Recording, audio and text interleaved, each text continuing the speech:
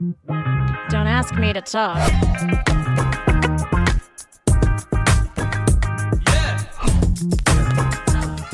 And welcome to another hot off the presses edition of Don't Ask Me to Talk. I'm Eric Ryder, one of your podcast pals. I am Stacy Heller.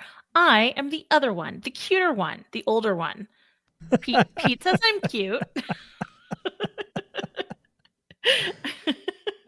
I don't know. I'm trying to be my own hype man because this whole ankle thing is making me feel mentally and physically lame, and I just feel lame. So I'm trying to be my own hype woman. Literally rather than figuratively. Or both. Oh, yeah. Well, yeah, I guess lame because that is what you are. You're lame if you can't walk, like you've got a lame horse or something. I am a lame horse. Well, whatever. I don't think you're ready to be put down just yet. So that at least there's that, right? There is that. I am not ready to be glue. It wouldn't stick. Yeah. And then your head is not going to end up in the bed of anybody. Spoiler. Oh, my God. But it does tie into our second segment today where we talk about our long-running segment, which is cultural blind spots. And we finally teamed up on one, and we both watched The Godfather, the first one, for the first time ever. Holy cow, a bunga. And that is something. So we'll get into it. I don't want to say too much right now. No. But yeah, you're talking about your ankle. And, last week we talked about 4th of July, and I realized after we ended the show, I had kind of a connection that I did not talk about. What? On the 4th of July, when we were sitting on the deck having dinner, waiting for the fireworks, a seagull came and landed on a pylon, and he had 1 foot. So he was balancing on one leg the whole time and watching us. I saw you post this Yes. on your social media. Yes. And I had no idea about your ankle thing at the time, but it was just like something feels apropos here of maybe possibly America. But it was just like, I don't think I'd ever seen a one-footed seagull before. But the good news is he seemed to be getting by. Well, and I agree.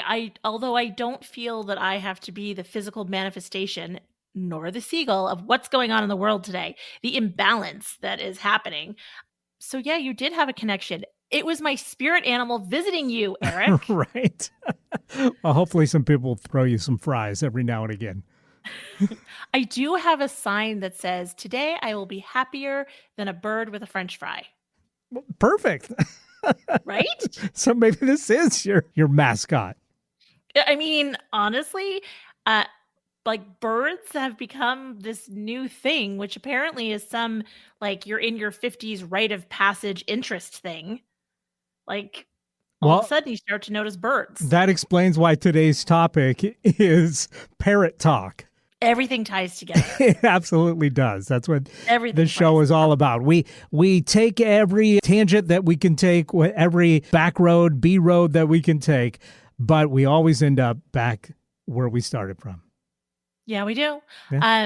Back at home. Update on the ankle, by the way.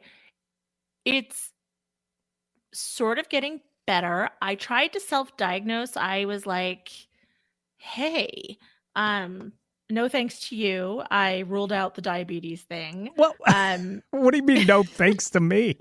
Well, I mean, I was like, you had me freaked out for a minute when you brought it up a couple of weeks ago. I'm sorry. I just thought it was something that maybe you should look into so you can, yeah. But I mean, I just heard a report about how the progress they're making on curing diabetes is, very remarkable at this moment. So if you, God forbid, let's hope it never happens, but should you get diabetes, within the next 10 years would probably be the time to do it. Well, should I get diabetes, I can apparently go on the weight loss drug, and I can not only cure my diabetes or at least help it, but I can also lose weight. Hello. That's what all these like weight loss drugs are actually for, sort of like how Botox was to like help with sweating or something. I don't know, and migraines. They find these side effects. Yeah. So, I mean, it's not all bad, I guess. And then also, no thanks to PA Rick Massey. That wasn't helpful. And We then haven't heard from Rick Massey's lawyer yet, thankfully. we have not, so that's good. Then I was hearing something from a gal that I do some gemstone healing with. And of course, my skeptic friend was like, oh, yeah, okay, because she knows what's going on. She suggested that the ankle, it's a physical manifestation of something going on inside. And then the gal that works at the HOA office was like, feels like an Achilles thing to me. I used to own a bike shop and we saw a lot of Achilles injuries. Then I was like, bursitis. It's bursitis. It is an inflammation of the bursae, like fluid sacs, blah, blah, blah. Ran into a PT who's like, in 20 years of doing this, I have never seen bursitis in the ankle. So I'm back to square one. Well, It is a tangled web we weave. yes, that sounds quite frustrating. And so I'm sorry about that. But Thanks. anytime I hear about swollen sacks, it makes me chuckle. So, so there's that. But Well, and seems like a good time to bring up nudicles then. right, because we didn't spend enough time talking about those beforehand. So anyway, hey listeners, if you are a doctor or play one on TV and you have thoughts about what could possibly be going on with my ankle, at this point I am taking advice from anyone and everyone. So with that in mind, feel free to call or leave a voicemail at 475-999-2726. I would love to hear what you think is going on with me. I mean, honestly, better than WebMD, where pretty much I'm going to die. Is there an ankle specialist doctor? I know, like podiatrists; those are feet doctors, right? But does it cover the whole the lower portion of the leg, or do they stop at the ankle? You know, I know I was never clear on that. I don't know. I would think that since the swelling is happening on what I call the nubby ball part of the ankle, yeah, that is part of the foot. I don't know, but that's a good question. And do they cover hands as well? Because hands and feet are kind of similar. Or they like, no, you got to go to a hand guy. I think you have to go to a hand guy. You got to go to a hand guy. Sorry. Sounds like a euphemism, but that's right. I'm tracking. And what happens if you get hand and foot disease? Like, who do you go to? Right. Yes. Or is it foot and mouth? Foot and mouth. I think it's foot and mouth. Yes. Anyway. You go to a veterinarian for that, I think. Right. Oh, that's right. Hand and foot is the card game that I keep playing with everybody and losing. Whatever. Yeah, so I did tell my family who left that I would commit to doing self-care this week. I would ice it. I would take actually the 600 milligrams of Advil that I'm supposed to be taking. I would elevate it. I would do all these things. So I am kind of sort of doing that. Well, good. Yeah. Yes. So anyway, that honestly has occupied way too much time in my life and my headspace lately. Well, you know, I it's kind of a shame that we're debuting our new segment, Jumping Jacks, today. We had that all lined up. I am not wearing my sports bra. I cannot do that anyway. We had Jumping Jacks lined up as our brand new segment here on the show. And I was going to knock out like 50 of them, and you were going to see if you could match that. And I'm sure it was going to be very exciting for the listener, too. Oh, my God. Totally. Sorry. We're going to have to wait on that one. That's right. Bummer. Old school calisthenics. It's just going to have to wait for a couple weeks, but we'll get back to that for sure. Like the presidential fitness test. That's would be right. a fun segment. Yeah. Yeah. Because that was so fun in school. Back when we had a president that could pass it. Was fit? Yes. No shade. So much shade. Right. So tell me, what long-suffering, ongoing saga have you been dealing with that you'd like to talk about? Well, nothing as painful, thankfully, but some frustration because, Oh, as really? yeah, we talked about on the show months ago, I had started looking for a deal on a new Equinox EV from Chevy, and I Mm. had thought that I found, a place with the vehicle that I wanted, meaning the color that I wanted and the features that I wanted for a price that I wanted. But I couldn't make it in last weekend because I got busy with other stuff in life. But Mhm. I was kind of texting back and forth with one of their sales representatives saying, hey, look, if you can make me this deal, this price, Make me an offer I can't refuse. exactly, yes, then I'll come in as soon as possible and I'll buy this. So, she takes a while to get back to me, and then, it's midweek and I can't, this place is, it's a drive from my house and there's a toll being paid. So I did not want to go there only to have them say, Wah nah, wah. sorry. Yeah, we're not doing this. Because I had been to another dealership where they were trying to mark up the price from the from what Chevy charges, and no other dealer was doing this. Other dealers were offering discounts. That dealer was saying, no, you got to pay a premium because a lot of people want these cars. Well, that's great in theory, but when there's every other dealership says, no, we'd love to sell you this. Right, I'm like not the going to whole pay supply and demand thing. extra. And I had texted with one of those people and I said, okay, I'll come down, but I'm not paying the above the manufacturer's suggested retail price on this. Is that okay? And they're like, yeah, come on down. And so I go down and I end up spending like 2 hours there. And then they're like, oh, no, we can't, we got to charge this. And I'm like, what the hell? I told you guys. Because just, So weird. yeah, because just tell me that you're not going to offer me the price that I'm asking for. Just say, and I'll move on. I don't want to waste anybody's time. So that was frustrating because that place was north of Seattle, and that was a long drive to get to that place. So Oh my gosh. for when I'm dealing with these guys, I said, okay, you got to promise me this is the price. Oh yeah. I'm not paying above. And they're like, and it was a reasonable price, but then like those prices like had disappeared from their website. Like they had a sale going on or whatever, which the salesperson never told me. Like, hey, by the way, these prices end this weekend. You got to get down here. They just said if you want to Oh, negotiate any better deal than this, you got to do it in person. I was like, okay, but I already had a reasonable price that she quoted me and promised me. So I'm like, fine, I'm going to go down there. So I made time on my Sunday. And she confirmed before I went there. We set up an appointment. I get there, and first of all, they tell me, "Oh, that she's one of our part of our internet team, so she's not going to be here, but I'll help you out." I'm like, okay, oh my great, gosh. great. Was I dealing with See where this is a going. chat bot? Right. And then they go, "Oh, did you bring a car in to trade in?" And I'm like, "Yeah, I did. It's kind of high mileage, but I'd love to trade it in, and buy a new car today." And they're like, "Oh, you came on the best day. We haven't sold a car today. We're going to treat you so right."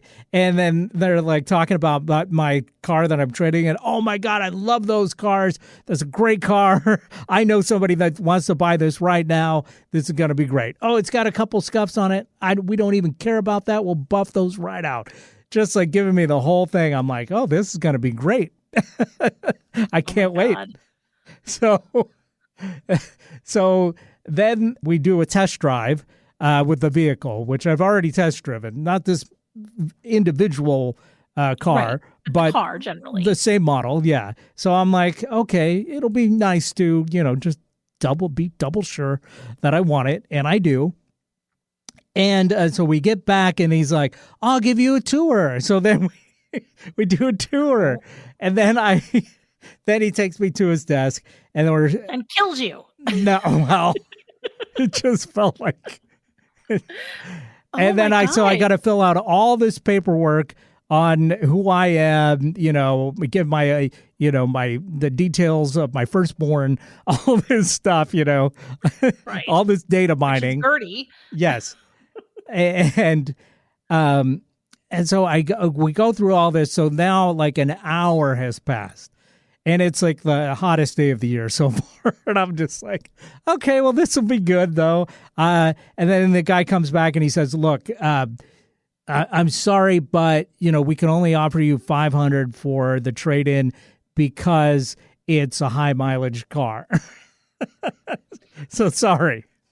And did you still want to trade it in? I'm like, well, no, I don't want to do that. I'll figure out a way. I'll get it home. He's like, okay, understood. Fair enough. He's like, if you were going to take a trade in some money, maybe I can just ask. I'm like, well, 3,000 would be great. I think that's fair. And he's like, okay, I'll ask. Comes back. No, we can't do it. Sorry. Like, why are you saying these things? Yes. Creating expectation. Exactly. And to be fair, the car is over 200,000 miles, but it still runs and drives great. Yeah, it's still very functional. And, I think anybody buying a used car for $3,000 would get a real steal on it. So there's all that. And I'm like, okay, well, fair enough. I'll just take it home. Somebody I know has already offered to buy it from me, but it is a little hassle to get it back, but it's not that big a deal. Right. Okay, so we're going to buy the car, and I'm still filling out everything. And he's like, our computers aren't working properly, even though, by the way, I've already given all this information online before I even came down. Right, to Sheila the bot. Yes. I had to give it all again and then upload like my insurance card to their secure system, which also has a completely different name than this particular dealership. So I have no idea if I've just given my insurance information to, Russia or whatever. But so he's like, okay, so they said, Sheila the bot said, this amount. And I was like, yep, absolutely. And he's like, oh yeah, I see it here. She's got it in the notes. I'm like, cool. we are good to go. And I am so waiting for the other shoe to drop right now. So I'm waiting and waiting, like just looking at my phone, just expecting them to come back anytime. Like, here's the thing, sign this. Well, you'll pay us the money and here's your keys. Mm-hmm. So I'm waiting and waiting. I go outside. I'm wandering around. I'm taking pictures of what I think is going to be my new car. The guy finally comes back and he's like, I am so sorry, but... Oh, God. Yeah, but Sheila really messed up on this, and she's going to be reprimanded. Like, that makes me feel better. I'm like, oh, great. So don't you know the customer's always right, and you have to honor what your business representative has quoted? There is a paper trail. Yes. Not only am I not getting the price that they offered me, that was on their website the week before. But now I may have potentially gotten someone fired or at least reprimanded. So I feel great. I feel great. So then they offer me a higher price on it. And I'm goody. Well, no, thank you. I had agreed to this. And by the way, there's other dealerships with the same car for less money than what they're offering me. So I'm like, okay. He's like, I'm sorry. And I'm like, well, it is what it is. I'm not going to burn down the dealership or whatever. I'm just frustrated. Oh, why is it so hard to buy a car? I have no idea. It is frustrating. So I'm there for 2 hours, in the 85 degrees. Did they have air conditioning? And they did, but they do also have a nice design where they've got a sunroof over the dealer floor, which I'm sure 90% of the time is wonderful. But that time it was blinding. I'm just right. Oh, you're boy. It's like you're a leaf under a magnifying glass. Yeah, burning. exactly. Yes.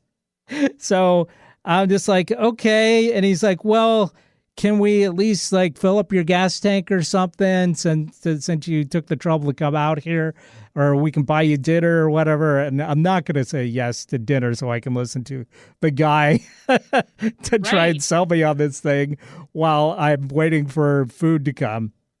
So I'm like, well, I wouldn't say no to, having the gas tank filled up because I had to drive, 40, well, it's like 60 miles round trip. So we do that. We got we got gas, and then I went home and I paid the toll on the way back. And I'm just like, geez, Louise, I thought this was a done deal before Like, I I went. took pictures of it. Like, I thought it was I was thinking about names. Yes. Oh my God, that's horrible. Right. And so, of course, the very next day, I get like texts and emails. We value your business. Thanks so much for coming down.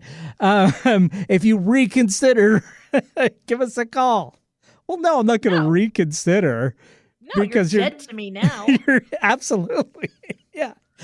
I would reconsider if they said, you know what, we really screwed up here. Here's the price. And we want to throw in whatever, a free air freshener to go Right, in you your get new car car. mats. Yes.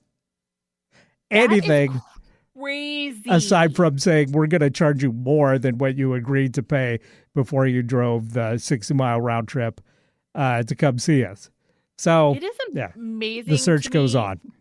like the state of customer service anymore. Like, and I will say it works two ways, right? Like, I'm the person that responds to reviews that come in through a couple different businesses that I work with, and the audacity that some consumers have and the things that they say Mm-hmm. because they're behind a keyboard, right? And it's like, look, lady, I was there.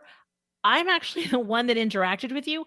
I know that this isn't true. I know what happened, but you have to handle it in such a way Yeah. that it's like delicate, but you're like, you're just a big fat liar.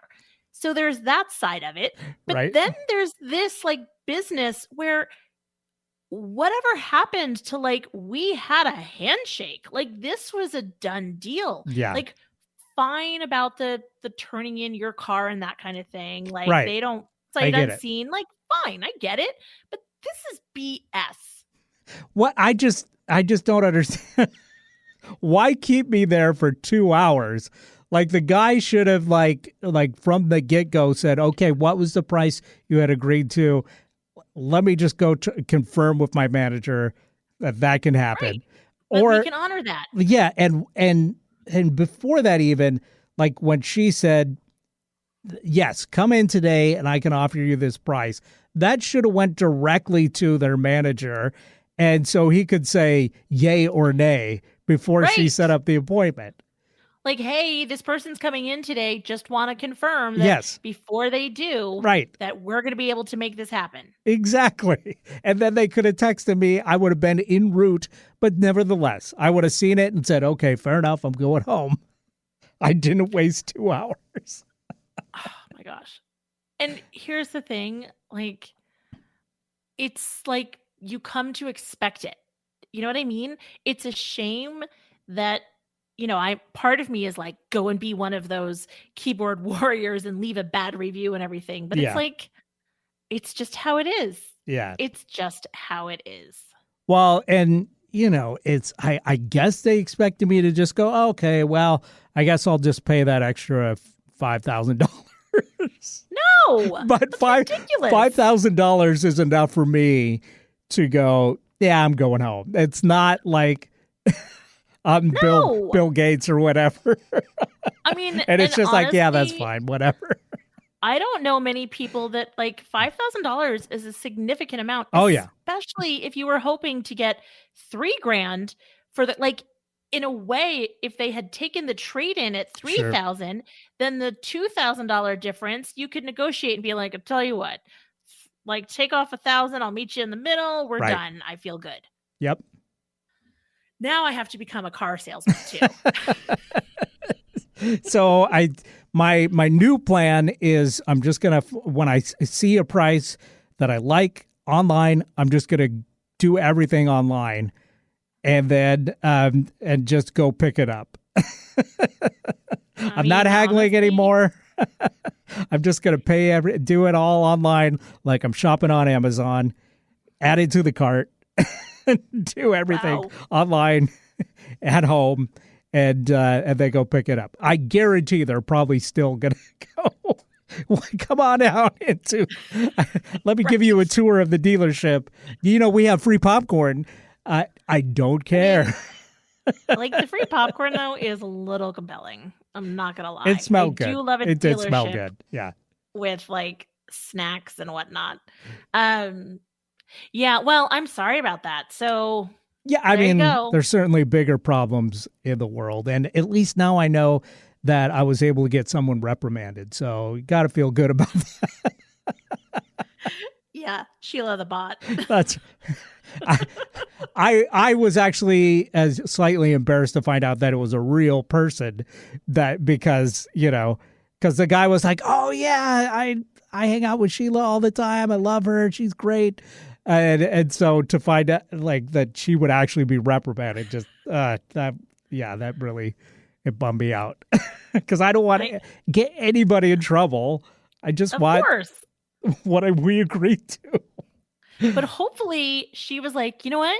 Take this job and shove it. Yeah. Like, you empowered me to do this. I did it, and you lost a sale because you guys are knuckleheads that can't figure out how to make this happen. And this could all be just a little play that they do every week. Where they get somebody in and they're there and then it's bait and switch. I don't know. I don't want to. Like a cat toy. Yeah. I mean, they did seem very willing to say, I totally understand. Goodbye. They didn't do a lot of pressure trying to get me to pay the higher price. So I think they genuinely were taken by surprise, but I just don't understand how 1 week passing makes this suddenly impossible. I don't know. It's like the thing that they talk about with the police, that they have quotas to fill, and it's like, oh, it's the end of the month. They got to get in the quota filled. Yeah, it might be something like that. I don't know. Yeah. Yep. Well, the drama. Oh my golly. I mean, honestly, it's as much a pain in the neck as my ankle is a pain in the neck. So there you go. All right. Well, with that, should we take a quick break? Yeah, let's do it. And we'll come back. Right. And no Dear Krabby this week because people apparently have perfect lives. They don't need advice on anything. But let's say somebody out there did need advice on something. Then they could email us at asking@don'taskmetotalk.com and just address it to Dear Krabby, and we'll answer your queries. We've got over a century of experience between the two of us, and we want to put that experience towards answering your queries. So please do. Shoot us an email. Love it. Yeah. Totally.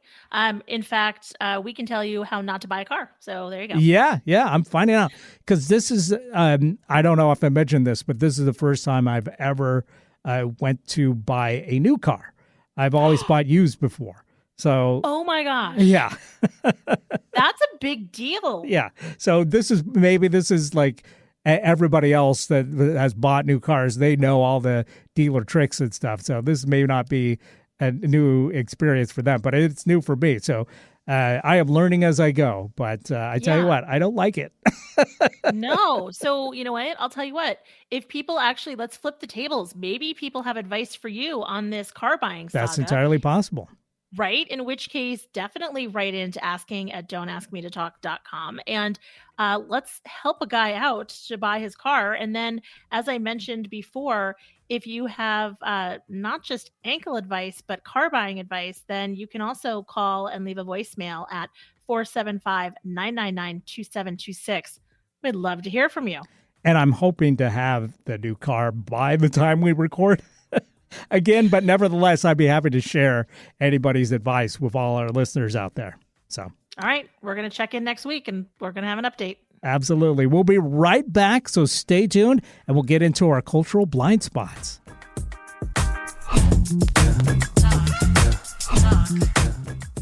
This is Eric Ryder reminding you to follow us on Facebook. We're at Don't Ask Me to Talk, and we're on Instagram, again, at Don't Ask Me to Talk. We'd love to hear from you, so check us out on social media and leave us a comment, leave us a like. Remember, you can always email us directly at asking@don'taskmetotalk.com or leave us a voicemail or text at 475-999-2726. That's 475-999-2726.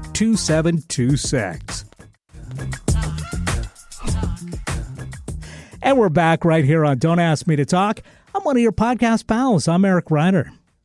I am the other one. I am Stacy Heller. And before the break, we were discussing various sagas in our life. And now we're moving on to a saga that was a cultural blind spot for both you and me. Absolutely. Yeah.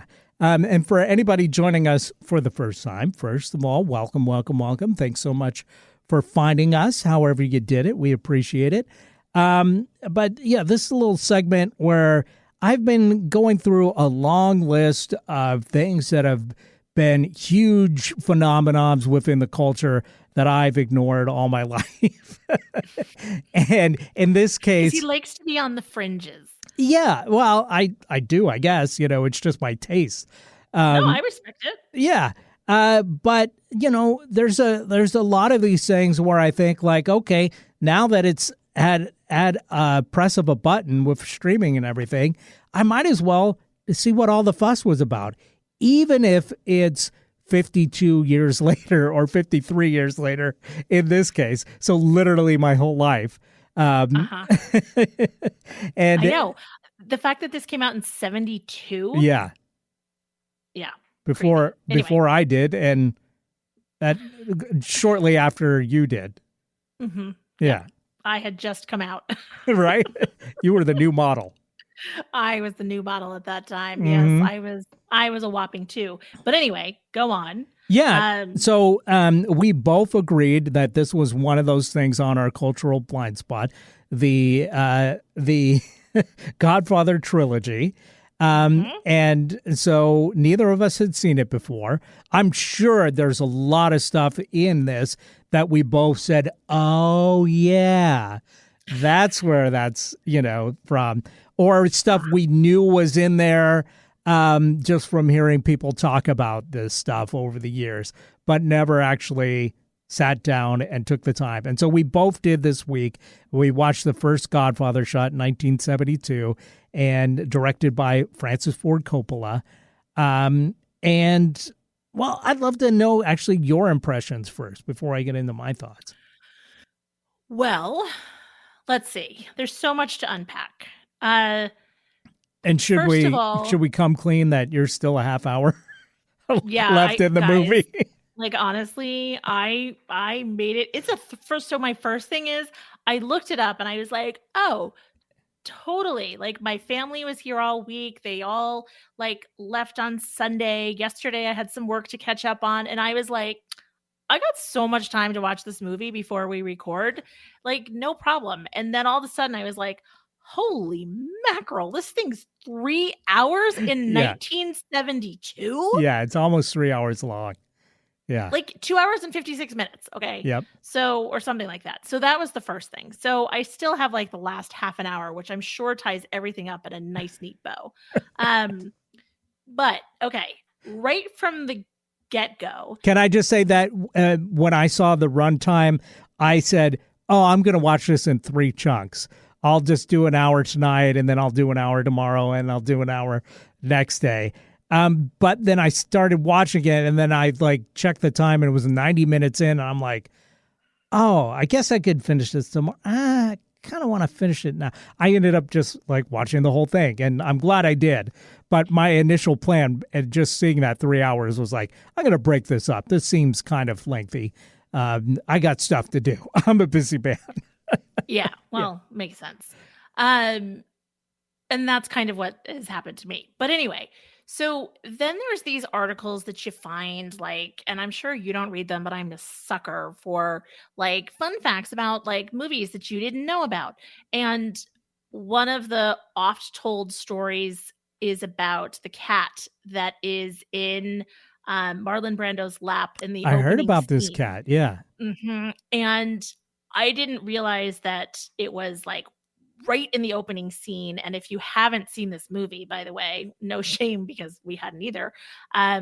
It literally starts with Don Corleone, aka Marlon Brando, AKA The and Godfather.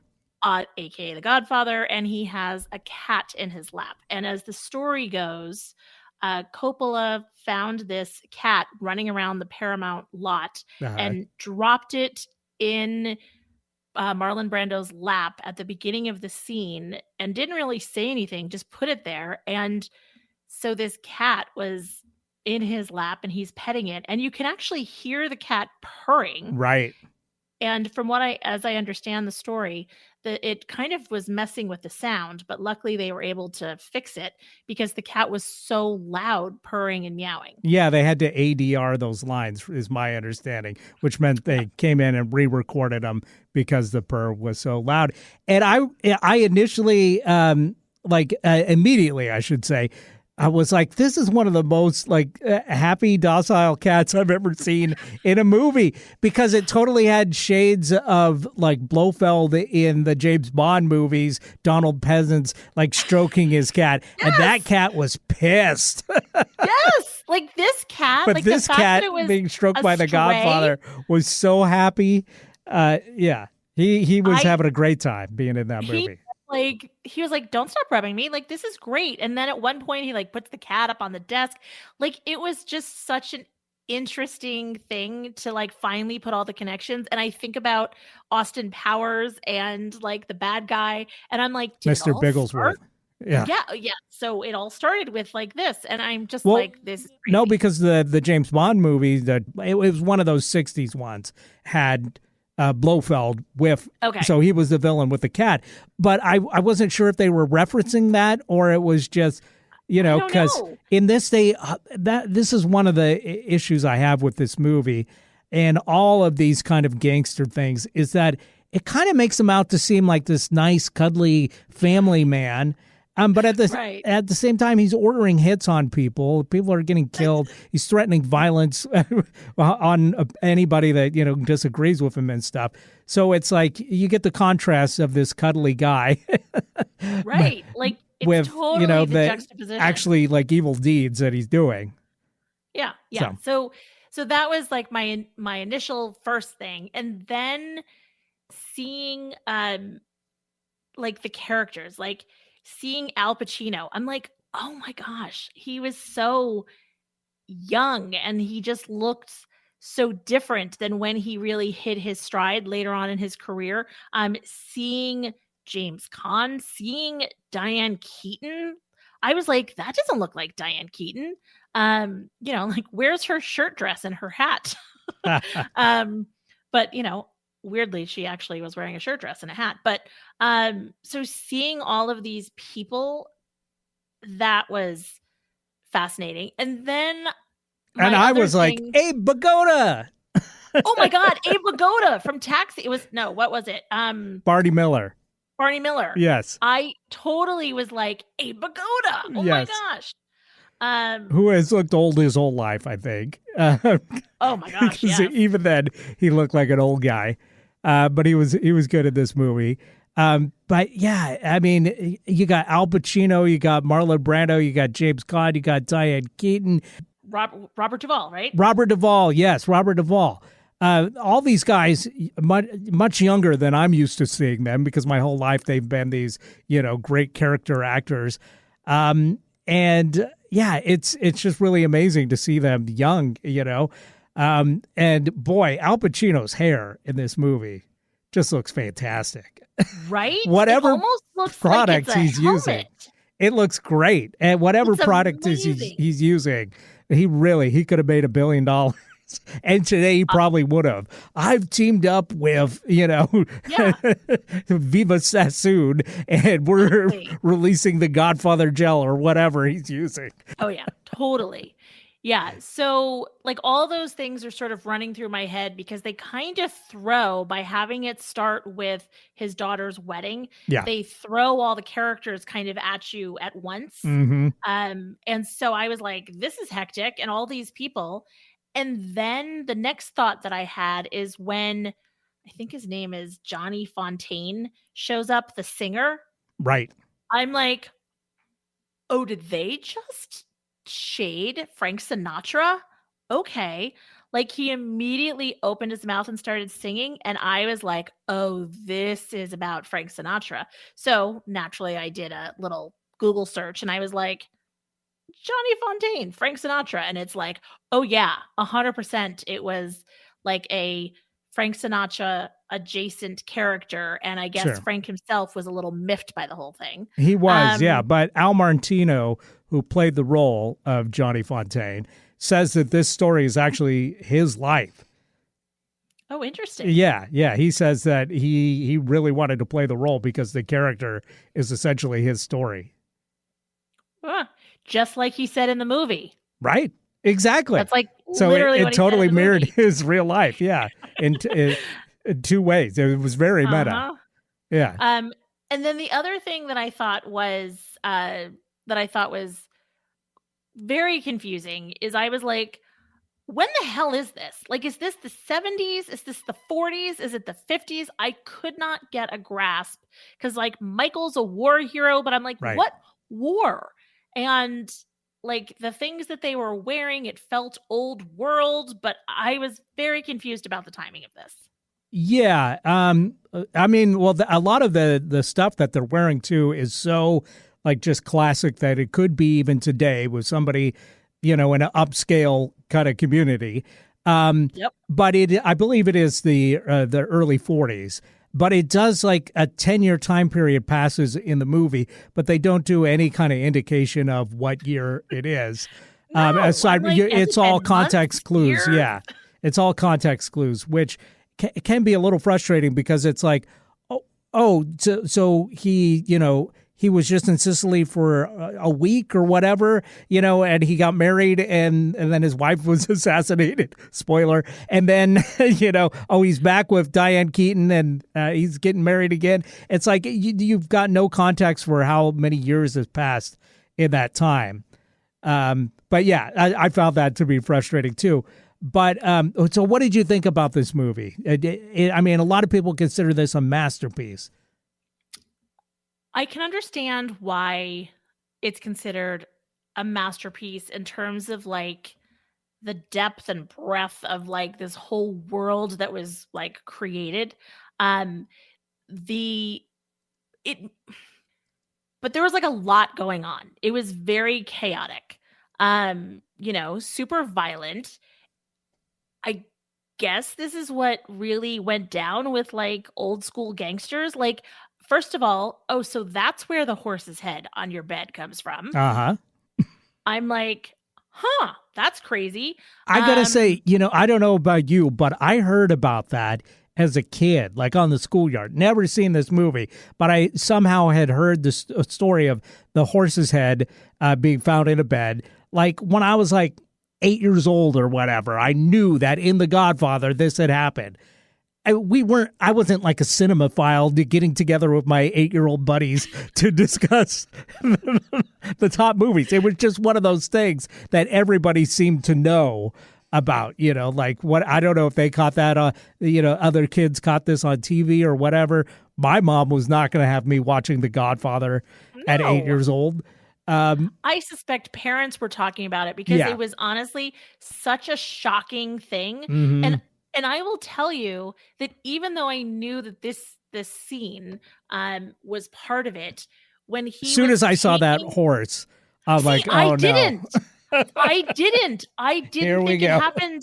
Like, I did not put it together, I will admit. Like, he's like, "Here's my prize stallion, I'm gonna put it out to stud, it's Yeah. gonna make me millions," and I was like, "Oh, nice horsey," and then when he woke up, I was like, "Wait, what?" And then I'm like, "Oh, the horse's head." I was not prepared for the horse's head. Yeah, Um, and you know what's funny is when I saw that, I thought, "Oh, that looks so fake. That's like a puppet or whatever." And then I guess I've heard since then that it was a real horse's head, like they got from like a dog food company or something. And so I was Oh. like, oh, and why did it look so fake to me? I don't know, but yeah, Oh, that's horrible. right. Yeah. Yeah. Oh God. Yeah. So I mean, Sometimes like fake can look more real than real. yeah. Yeah. Yeah, that's gross. That makes me think about now dog food and I don't like that. So it was it was a lot, it was chaotic. It was also it felt like it was 3 different movies. Or maybe it felt like it was 2 different movies. Like, it felt like this whole Sicily thing, I know that there was a reason why he went to Sicily and Yeah. everything, but that felt like it was like a dream sequence. Mm. Like, it just I was couldn't help but so think, boy, things sure look nice over there. well, yeah. I Why mean, did he just stay in Sicily? It just seems so right. much better. I know his Why are you wife in such gets a killed, hurry? but yeah, it's just like it looks great. Yeah, I mean, yeah.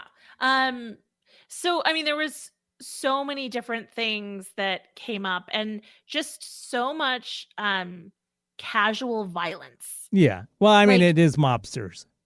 well, and just what's weird, and you sort of touched on this when you talked about like the whole cat thing, the way that like mobsters are depicted and therefore kind of by virtue Italians, it's like this juxtaposition of like, total respect for like nobody disrespects my wife or my daughter or like Right. fill in the blank, but also I'm going to cheat on you, I'm going to smack you around, like I'm going to do all these things, like I'm going to dismiss you, you have no value.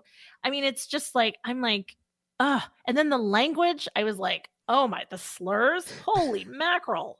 The slurs were funny to me only because I feel like enough time has passed in society where the particular slurs, maybe actually one of them is still like very offensive, but I it still makes me laugh, the idea that white people were so committed to being racist that they would have racist names for other white people. Right? Like From different Italian, countries. like when he goes to the film producer or director, and And he and he immediately says he says off some slurs for Italians, and then the guy's like, actually, I'm a German Irish, and he's like, okay, my Kraut Mick friend. yes.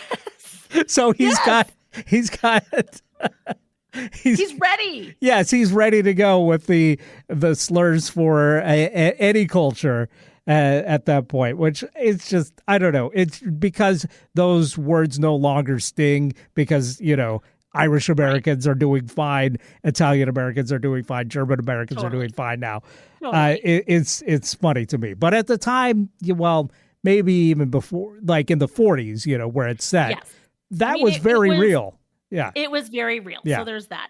But it's startling. So the casual violence and like the language, like, and all of that, it's a fascinating thing. And it made me really want to learn more about Mario Puzo, who wrote the book, or Puzio, or whatever his name Right. is, because I'm like, okay, this came from a place like, this happened like around you.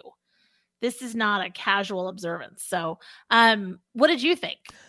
I gotta say, I enjoyed it. I felt like those 3 hours went by pretty quick.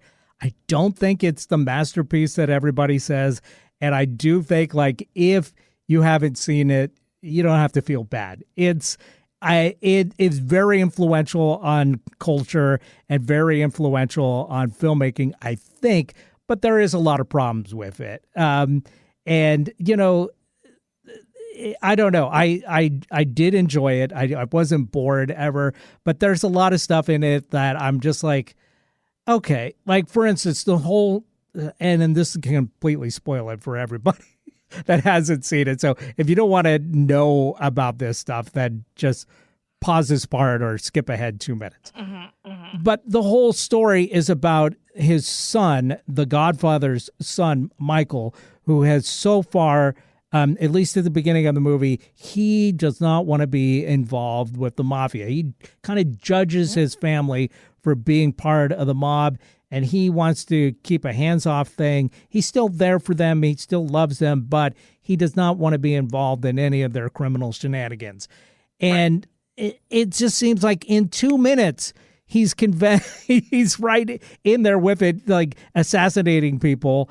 And he's like, hide a gun, I got this. Yeah, exactly. There's no like sense that he's struggling with this decision at all. Once somebody tries to shoot his father, he's like, I'm in.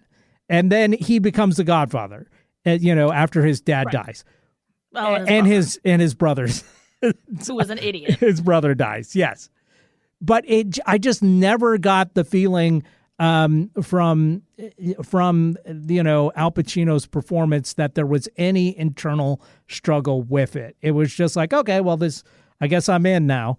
I guess I'm the Godfather now. Okay. Mm-hmm. There was no it didn't convey any oh yeah, I'll do this one thing. And that's it. And I'm out. And please don't ever talk to me again. Kind of thing. I'm going to move away with my love Kay, and we're going to not be a part of things. Yeah. And that would have been that, right? Yeah. Because I'm taking Kay with me, and we're going to Switzerland. Exactly. Yeah. Because he goes and hides out in Sicily. And so I think, okay, so he's done his thing. He's going to lay low and not be a part of this anymore. But he's even threatening people over there, Right. And then his bodyguards turn on him, and bad stuff happens. But it's as soon as that switch flips, he's that guy. He's the Godfather now. And it's it just didn't seem like it conveyed what they were trying to convey to me. But at the same time, beautifully shot. Some great, some really beautiful shots in this movie, and great acting. I think everybody was good in it. Maybe with the exception of the guy that played McCluskey, the Coppa. He reminded me of the cop in West Side Story.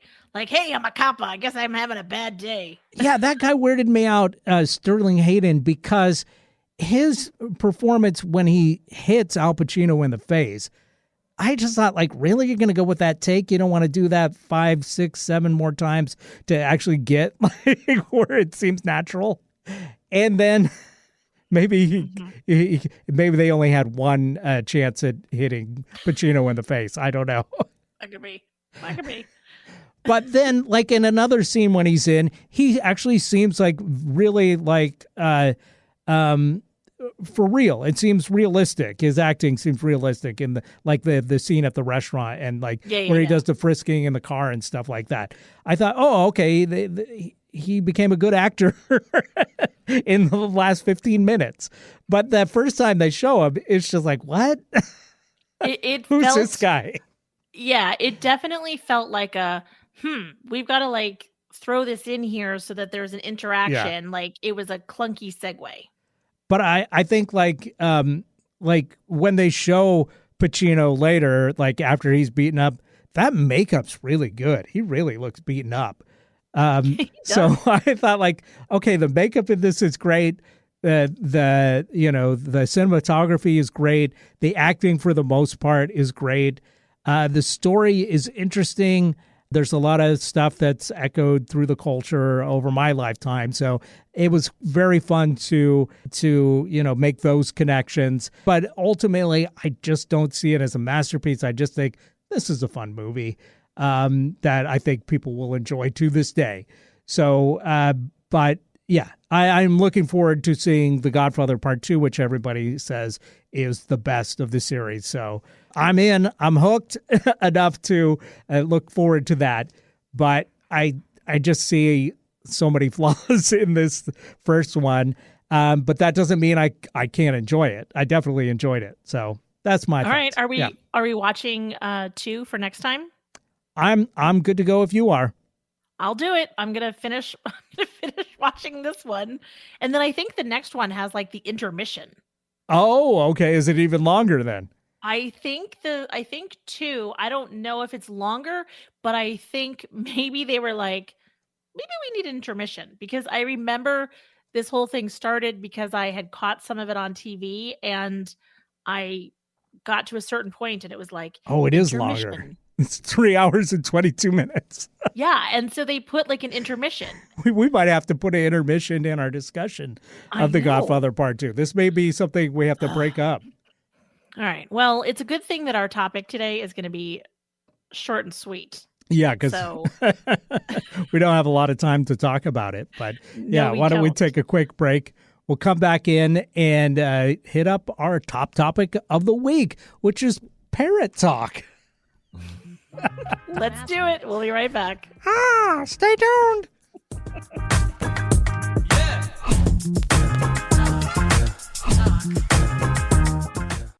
Hey, I'm Stacey Heller. I'm one of your podcast pals, along with Eric Ryder from Don't Ask Me to Talk. Are you liking what you're listening to? Awesome. We would love if you would follow us on social media. We're on Facebook and Instagram as Don't Ask Me to Talk. We also are wherever you find your favorite podcasts. You can follow us, subscribe, like, rate, whatever it is that you do. You can also email us. That's asking@don'taskmetotalk.com. And if you'd like, text or leave us a voicemail at 475-999-2726. Basically, we'd love to hear from you. Thanks for listening. And we are back right here on Don't Ask Me to Talk. I'm Eric Ryder. I'm Stacey Heller, and we are at the part of the show where we talk about what we're supposed to talk about. That's right. We've got a Wheel O Topics, the patented Wheel O Topics. And each week we let the wheel select a topic for us to talk about in the final segment of the show. Stacey, you're the one that puts the topics on the Wheel O Topics. So I always like to find out what the inspiration behind each week's particular topic was. And so lay it on me. This is 100% stolen from some either game I was playing or I was doing research on icebreakers or something. And it was like, if you had a pet parrot and you could only teach it to say one word or phrase, what would it be? And I was like, that's kind of clever. And yeah, so here we are. It has been on the wheel of topics for a long time and we finally landed on it. And so now this is that fateful day when we actually talk about it. Thank goodness. So, so the funny thing is my kids were visiting. I was like, hey, this is the topic for next week. If you had a pet parrot, what would you teach it to say? My kids are far more clever than I am. Their responses were, one of them said, I would teach it to say words of affirmation to me all the time, sort of like in The Help, like, You look beautiful. Exactly. You was good. You was kind. You were smart. My son, I think, had really the best answer. He said he would teach it to bark like a dog so that anytime somebody came to the door, the pet parrot barked. That's good. I was like, okay, I don't hate that. So they had some good answers. Now, what about you? Have you been thinking long and hard about this? Sure. All week long. So let me get some parameters on this, though. Is this like you can teach them a sentence or just a word or It's a paragraph? not a paragraph. Like, you're going to have like 407 years ago. I think it would be, a sentence or two at most. But like the idea is that it's like it all comes out at once. It's not like in different contexts, it's going to say different things. So whatever it says, it's going to say it in whole every time it speaks. Right. Okay. Well, let me ask you this. Did you ever have a pet bird as a kid?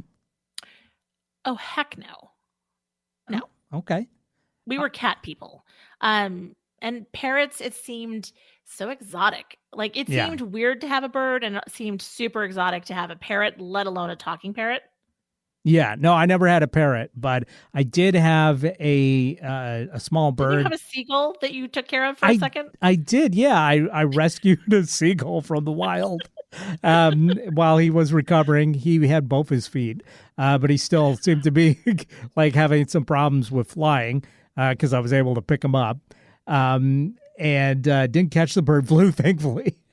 But yeah, I kept him in a box for a week and fed him Tastios, the off-brand Cheerios, and he was happy as a clam. But then, what it seemed like this might be a grift, like a seagull grift, we took him to a pond and let him be amongst his kind again. But yeah, and that was cute. And he didn't. I'm assuming it was a he. I don't think I ever checked its gender, to be honest. But it didn't like talk. It Right. just yeah. It was a pretty quiet Seagulls seagull. generally Yeah. don't, unless it's like whatever his name is. Yeah. Right. Yeah, yeah, yeah. Unless it's in a Disney animated movie. Right. Right. Um, Um, yeah, and, okay. and then I did have another little bird that I'm not sure what kind of bird it was. It was a little brown bird that we had roommates with a lady that had a whole bunch of birds. And I might have been a canary. But yeah, she like gave me a bird as a pet. So I had this Really? bird, yeah, and you don't give a bird to a kid because kids are dumb. At least I was, because I was like, "Oh, go take this cage outside to clean the cage." Oh So no. I opened the cage thinking No. the bird, he knows me, Brownie. This bird named Brownie is gonna hop into my hand, and I'll take him inside, and he can relax while I clean his habitat. Well, the bird just flew off. Of course the bird just flew Said, off. "Sweet freedom," Oh and flew away. And I my. never saw Brownie again. But I Aw. hopefully it lived. Oh. So maybe your parrot could say "Sweet freedom" Right? Yeah. Um, or "Hi from Brownie," right.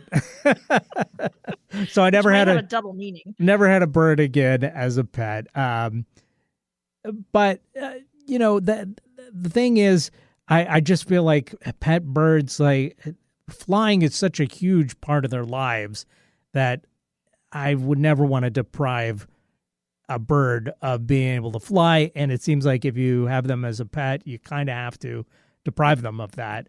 Otherwise, they Right. just fly away. I mean, some people are able to train falcons and stuff to come back, but that's the exception, not the rule. Right. But as far as talking, I feel like, yeah, I love the idea of the affirmation.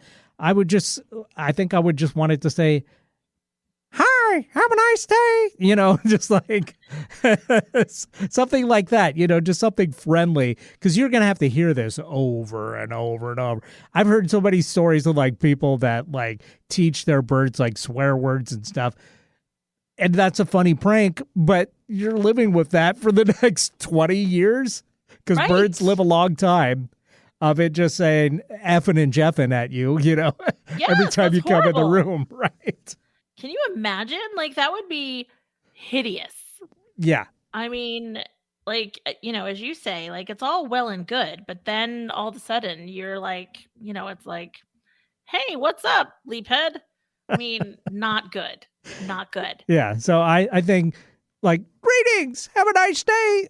Anything like that would be good because you would never really be sick of that. I mean, you probably get sick of just about anything. I know the barking would drive me insane. It's bad enough when Gertie Well, won't stop, that's just it. but Well, like I'm a like, bird not stopping. Oh, well, exactly. I mean, I was like, that's clever, and I get it because it's like, meanwhile, you don't have a dog that you have to worry about yeah. as a security system, but you've got a bird. But also, like, no, That bird would I'm be with free you. so quickly. You're free now. Bye. Just cleaning out your cage. Don't mind me. The barking dog Yes. confusing everyone. Uh-huh. Yeah, so I am with you. I liked the idea of the affirmations and, you know, basically a like a not even a I kept hearing that, remember that ad that was out for a while about like, "What's up?" And I'm like, Oh, that would be annoying. Um, so instead it's kind of like a, "Hey girl, like, how you doing?" kind of vibe. I don't know. I couldn't I couldn't decide after all of that, like, exactly what the phrase is, but it was somewhere between a greeting and an affirmation. yeah. So, I yeah. think I think we're in agreement. I think we're in agreement. Ugh, something else that is, thank God we have figured this out. This has been a Yes. burning question. And Eh, with that, let's figure out next week's topic. sounds good. They can't all be winners.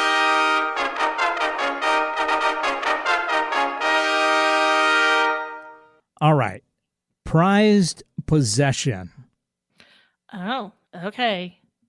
So, like, this is the kind of the age old, like, the house is on fire. What do you grab? And don't think, we're not thinking practically in terms of like, I've got to remember my passport kind of thing. Like, we're talking, And pets and family members go without saying, I'm right. assuming. Yeah. Yes. This is like obvious, not people, not pets, not passports or practical things. This is like the thing that if you didn't have it, you would feel untethered. You would miss it. I mean, it may not be a thing, but it's probably a thing. Like, what is the thing that you're like, ugh, that would be a bummer? Yeah. Yeah. I'm actually going to have to think about this. Well, you're welcome. I make you think at least once a week, so you're welcome. Well, I hope everybody out there has a wonderful week. Thanks so much for joining us on Don't Ask Me to Talk. We'll be back next week. Please tell your friends about our show. We have a lot of fun on the show, and we hope you're having fun listening to it. And we think your friends would have fun listening to it as well. So we really need help spreading the word. That's the one thing we're bad at. Not the one thing. We're bad at lots of stuff. But when it comes to the show, the thing we're worst at is spreading the word. So we need your help to please tell your friends that there's a funny show for free that they could download wherever they get their podcasts or tune in on the radio at 11:50 a.m. Please, we would love your help doing that. So thanks so much for Totally. joining us today. And follow us on social. We are at Don't Ask Me to Talk on Facebook and on Instagram. And I am almost caught up sharing some pictures about our episodes. And so that makes it even easier for you to share. So, as Eric said, thanks so much. We appreciate you. Have a wonderful week.